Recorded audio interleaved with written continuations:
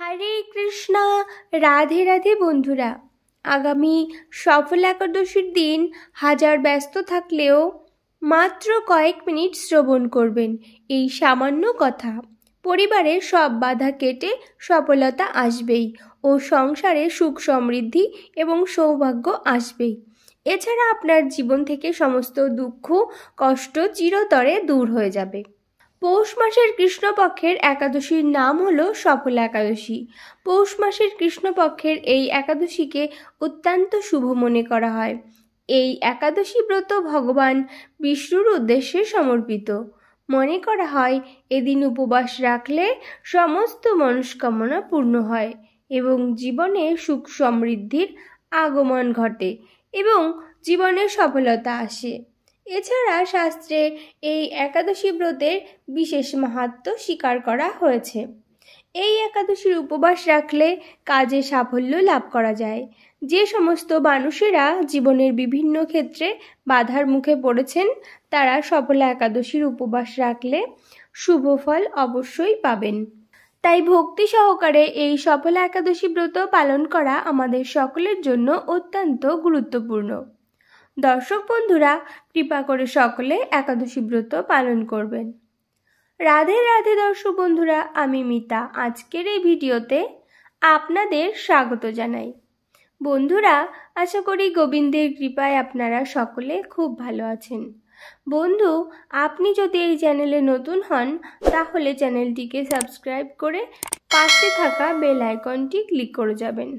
আর ভিডিওটি ভালো লাগলে লাইক করবেন আর কমেন্টে লিখবেন জয় রাধা গোবিন্দের জয়, এবং ভিডিওটি আপনার পরিচিত বন্ধু বান্ধব ও আত্মীয় স্বজনদের উদ্দেশ্যে শেয়ার করবেন এবং ভিডিওটি অবশ্যই শেষ পর্যন্ত দেখবেন। দর্শক বন্ধুরা, আজকের এই ভিডিওতে আমি পবিত্র সফলা একাদশী ব্রত মাহাত্ম্য কথা পাঠ করব। আপনারা ভিডিওটি শেষ পর্যন্ত অবশ্যই দেখতে থাকুন। সফলা একাদশী। পৌষ মাসের কৃষ্ণপক্ষের একাদশীর নাম সফলা। ব্রহ্মাণ্ড পুরাণে যুধিষ্ঠির শ্রীকৃষ্ণ সংবাদে এই তিথির মাহাত্ম্য বর্ণিত হয়েছে। যুধিষ্ঠির বললেন, হে প্রভু, পৌষ মাসের কৃষ্ণপক্ষীয় একাদশীর নাম, বিধি এবং পূজ্য দেবতা বিষয়ে আমার কৌতূহল নিবারণ করুন। শ্রীকৃষ্ণ বললেন, হে মহারাজ, আপনার প্রতি স্নেহবশত সেই ব্রত কথা বিষয়ে বলছি। এই ব্রত আমাকে যেরকম সন্তুষ্ট করে, বহু দান দাক্ষিণা যুক্ত যজ্ঞাদি দ্বারা আমি সেরকম সন্তুষ্ট হই না। তাই যত্ন সহকারে এই ব্রত পালন করা কর্তব্য। পৌষ মাসের কৃষ্ণপক্ষে একাদশীর নাম সফলা। নাগদের মধ্যে যেমন শেষনাগ, পক্ষীদের মধ্যে গরুড়, মানুষের মধ্যে ব্রাহ্মণ, দেবতাদের মধ্যে নারায়ণ সর্বশ্রেষ্ঠ, তেমনি সকল ব্রতের মধ্যে একাদশী ব্রতই সর্বশ্রেষ্ঠ। হে মহারাজ, যারা এই ব্রত পালন করেন তারা আমার অত্যন্ত প্রিয়। তাদের এ জগতে ধন লাভ ও পরজগতে মুক্তি লাভ হয়। হাজার হাজার বছর তপস্যায় যে ফল লাভ হয় না, একমাত্র সফলা একাদশীতে রাত্রি জাগরণের ফলে তা অনায়াসে প্রাপ্ত হওয়া যায়। মহিষ্মত নামে এক রাজা প্রসিদ্ধ চম্পাবতী নগরে বাস করতেন।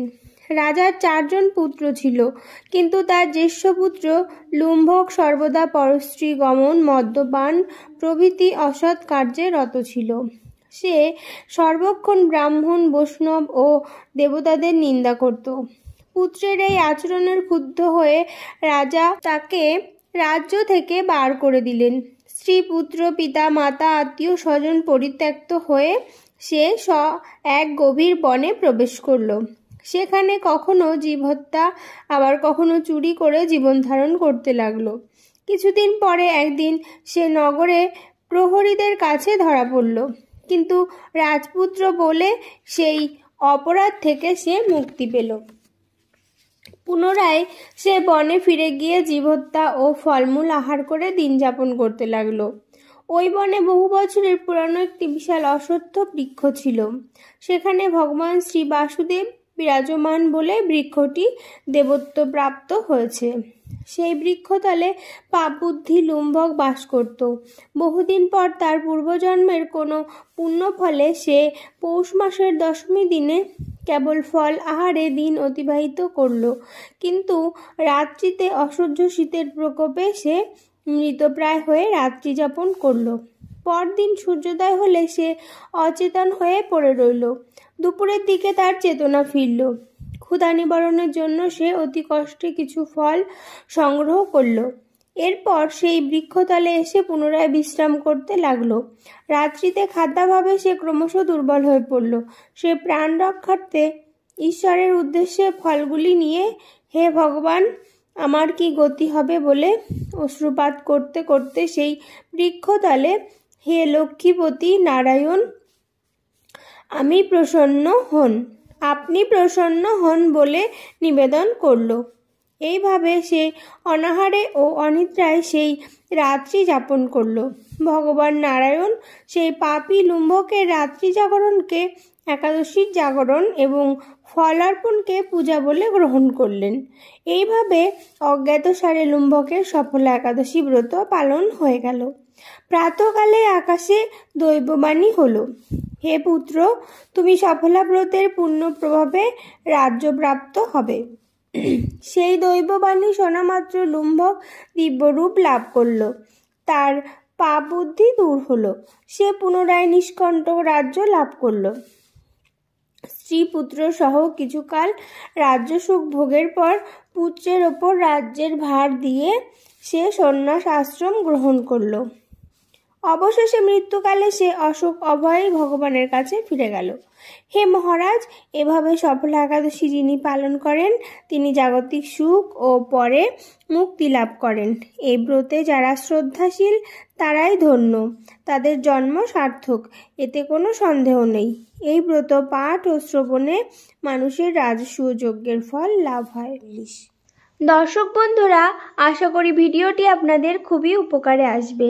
আর ভিডিওটি ভালো লাগলে লাইক করবেন আর কমেন্টে লিখবেন জয় রাধা গোবিন্দের জয়, এবং ভিডিওটি আপনার পরিচিত বন্ধু বান্ধব ও আত্মীয় স্বজনদের উদ্দেশ্যে শেয়ার করবেন। সকলেই ভালো থাকুন এবং সুস্থ থাকুন এই কামনা রেখে আজকে এখানেই শেষ করলাম। নমস্কার, ধন্যবাদ। ঈশ্বর আপনার মঙ্গল করুক। জয় শ্রীকৃষ্ণ, রাধে রাধে।